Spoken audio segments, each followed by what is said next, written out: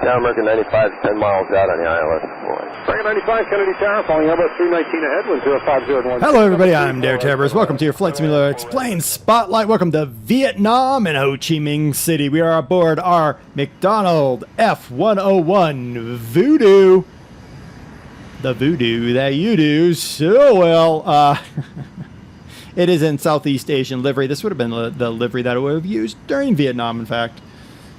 The supersonic jet fighter entered the United States Air Force and Royal Canadian Air Force, initially designed by McDonnell Aircraft. That's why I did not call it a McDonnell Douglas. It was by McDonnell before their merger with Douglas. It's a long-range bomber escort or penetration fighter for the Strategic Air Command.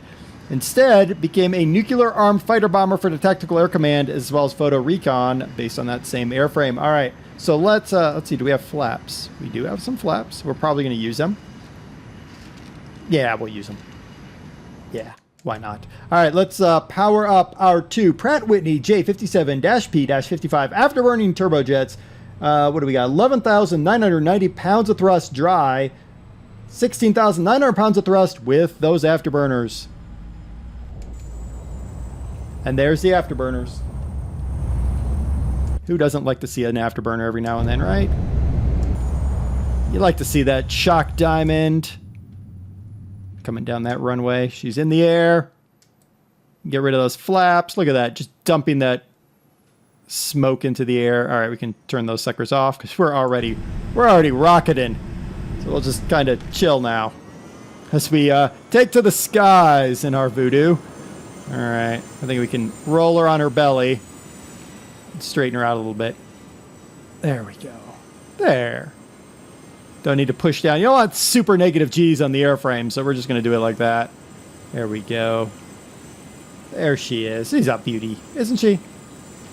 Extensive modified versions were produced as all-weather interceptor aircraft, served with the Air Defense Command, that later became the Airspace Defense Command, the National Guard, the Royal Canadian Air Force, and the Unified Canadian Forces after 1968.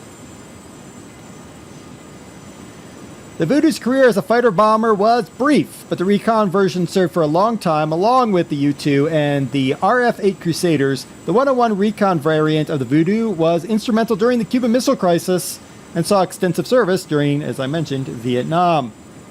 The Interceptor version served with the Air National Guard until 1982. In Canadian service, they were part of NORAD until they were replaced in the 80s. It was moderately successful. So it wasn't super successful. It was more important as an evolutionary step towards the replacement in most roles of with the F-4 Phantom.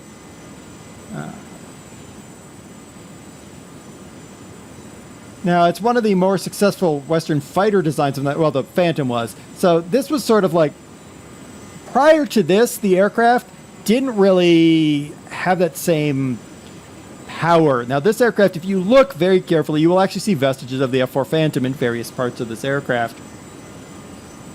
Initial design began just after World War II. In response to competition in 1946, they wanted a long-range, high-performance fighter to escort a new generation of bombers.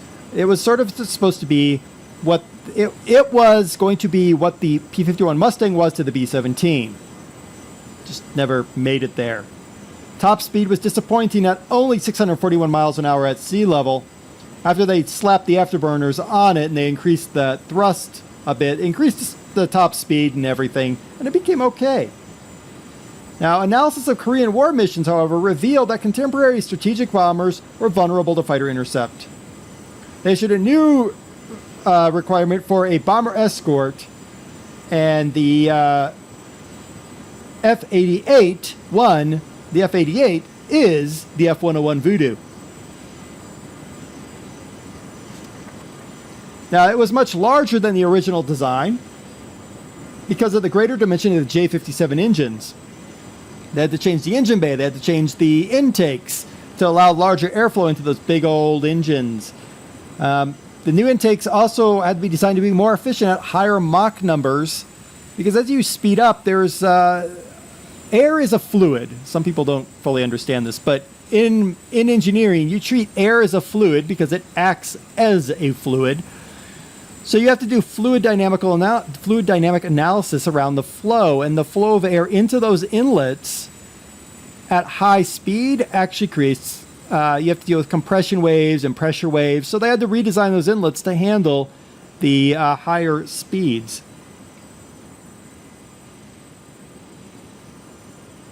Now, in order to increase aerodynamic efficiency, reduce structural weight, and alleviate a pitch-up phenomenon, the horizontal tail was relocated to the top of that vertical stabilizer, which gave it that distinctive T-tail. Originally, it was down low. Now, the problem was with airflow passing over the wings. When you're at high angle of attack, you're going to disrupt the airflow over that T-tail. Causes all kinds of problems with this aircraft. Crew was 2 in some later variants. This one has a crew of 1, so it would be an earlier aircraft. Maximum speed was Mach 1.72 at 35,000 feet. Its range was 1,520 miles. That is 2,450 kilometers. Now, even though she was a recon bird, she could carry missiles. Her missile-armed variant had 4 or 6 in her very early variant, AIM-4 Falcons, or 2 Air-2 Genie nuclear rockets plus 2 AIM-4 Falcons. Now, you might say nuclear rockets. That's like a bomb, isn't it? Nope. What's a nuclear rocket? Well, we realized, we being the United States, is that a runway? I think that's the runway. Where's Ho Chi Minh City? No, it can't be the runway. Ho Chi Minh is...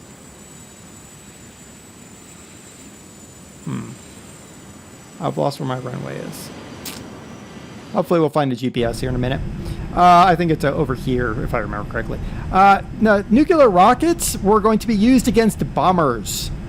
So the idea was you'd fly up in the air, you'd fire your nuclear rocket. The explosion in the air would cause a pressure wave that would destroy incoming Soviet bombers. That was the design behind a nuclear rocket.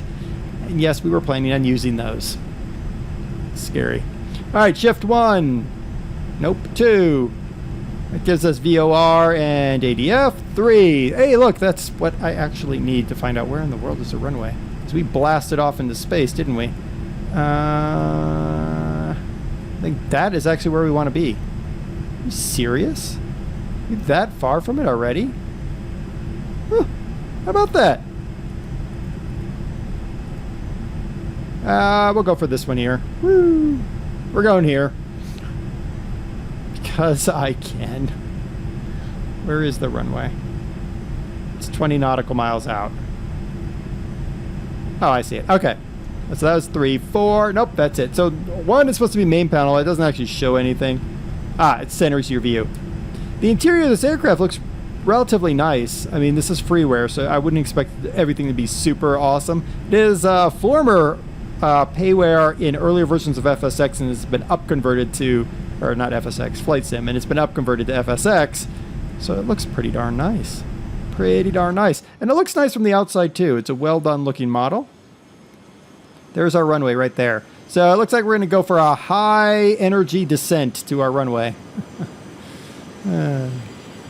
Engine throttle back, popping the air brakes. Look at those tail brakes. That's relatively common at that time. It's not like the big dorsal brakes that you see on like the F-15. She's got that big dorsal brake. The F-14 has a dorsal brake as well. Well, sort of a tail brake. But look at that. We're leaving a nice contrail. Why are you... What's going on? Oh, you don't like me throttling all the way back. Okay. All right. High G maneuvers. This will probably kill us, but... Where is our runway? There it is. So if you're looking for a 1960s, 1950s style Vietnam era, this is recon. Now, that by the time Vietnam came about, she was no longer in a fighter role. Of course, the F-4 Phantom was taking that role. She would have still been an interceptor with Canadian Air Force to get rid of those the attack of the Russians if they came over the top of the pole, and the Air National Guard would have had those horrendous Genie nuclear weapons for blowing up the enemy bombers, which is scary. Let's just say that. I mean, that's... When you think about that, that is unbelievably scary. All right, you think I'm going to make this? Oh yeah, I'm going to make this so easy. This isn't as bad as the high Z maneuver I did during the round the world with the 29. Alright, so we got some poppy lights. They say we're high. Yeah, you think? It's okay. We'll be down on the deck here in a minute. The aircraft has a very nice, easy fly pattern to it. It's not a struggle to fly this aircraft at all. It seems to have a very good flight mechanic, which is excellent. That's what you kind of want. Alright, so we've asked for that. Nope, you're going to be mad about that. Let's slow this bird down even more.